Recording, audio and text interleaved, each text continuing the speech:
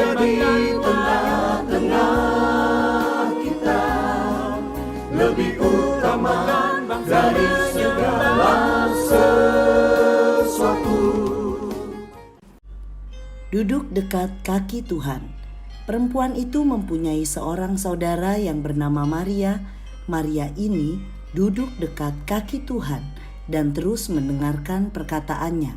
Lukas 10 ayat 39. Sahabat Iktus yang dikasihi Tuhan, duduk dekat kaki Tuhan memberikan gambaran sikap seorang murid yang sedia menerima dan patuh terhadap pengajaran yang diberikan oleh gurunya.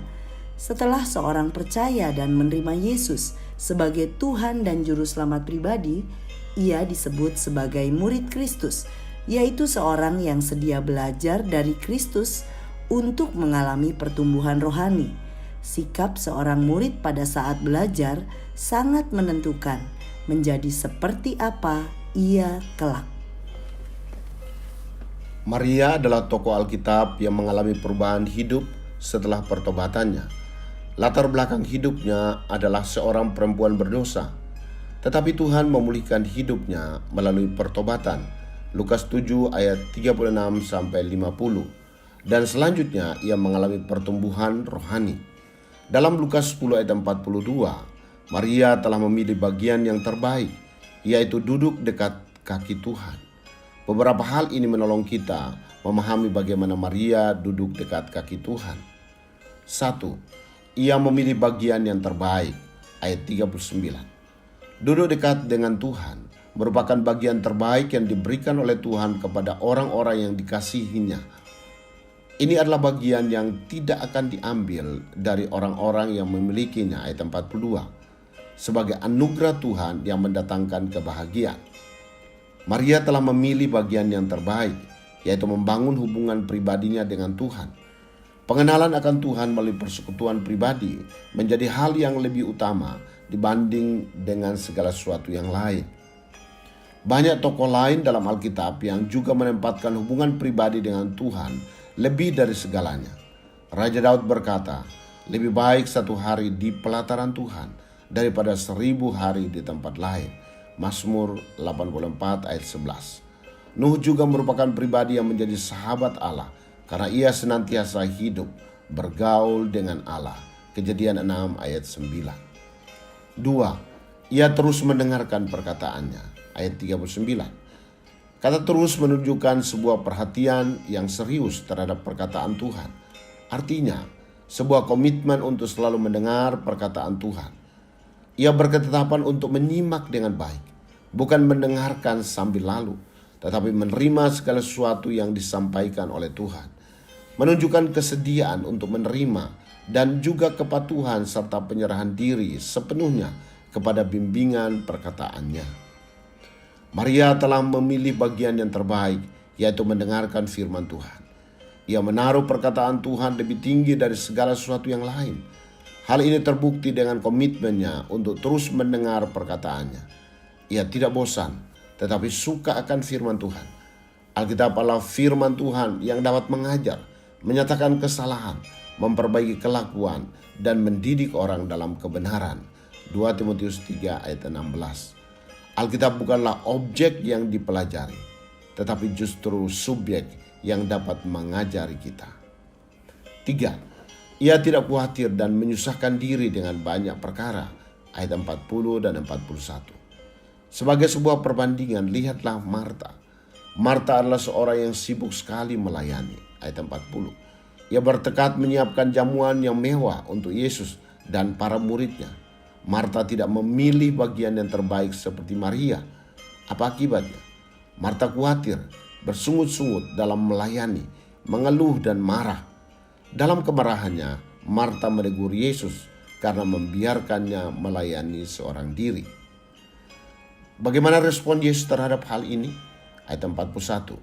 Yesus menyatakan bahwa apa yang dilakukan oleh Marta adalah sikap menyusahkan diri.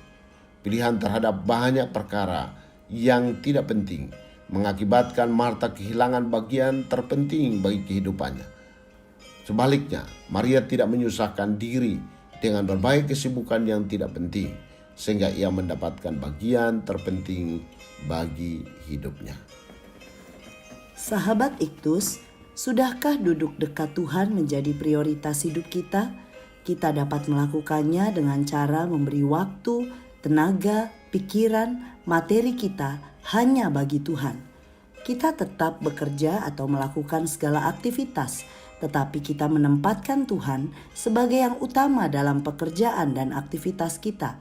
Dalam hidup ini, yang harus selalu menjadi dasar pertimbangan setiap pengambilan keputusan adalah apakah hal ini membuat saya lebih dekat dengan Tuhan atau justru membawa saya semakin jauh dari Tuhan. Apakah ini berarti salah jika saya sibuk melayani? Tentu tidaklah demikian.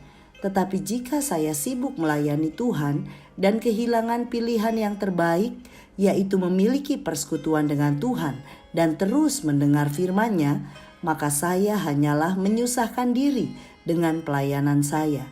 Yang terpenting bukanlah aktivitas, tetapi kualitas rohani yang dibangun melalui kedekatan saya dengan Tuhan dan firman-Nya. Jangan sampai kehilangan berkat yang terbesar hanya karena saya menyusahkan diri dengan hal-hal yang sesungguhnya bukan yang utama. Sahabat Iktus yang dikasihi Tuhan, apakah duduk dekat kaki Tuhan menjadi bagian terpenting dalam hidup saya? Berapa banyak waktu yang saya gunakan untuk membaca firman Tuhan setiap harinya? Apa tandanya jika saya lebih menikmati pelayanan saya daripada persekutuan dengan Tuhan? Tuhan Yesus, saya bersyukur untuk anugerah yang Engkau berikan kepada saya dapat duduk dekat kaki-Mu. Saya menyadari di dekat-Mu saya mendapat kekuatan yang baru untuk melangkah dan mengalami kebahagiaan. Saya merindukan firman Tuhan berbicara untuk saya dalam setiap kesempatan saya mendengarkan dan merenungkannya. Saya tidak mau hidup dalam kekhawatiran karena saya terlalu sibuk mengurusi hal yang bukan utama hingga saya kehilangan bagian yang terbaik, yaitu menikmati persekutuan dengan-Mu setiap hari. Amin. Pilihan terbaik dalam hidup adalah duduk dekat dengan Tuhan. Kristus ada di tengah-tengah kita, lebih utama dari segala sesuatu. Kristuslah yang harus ku beritakan hingga datang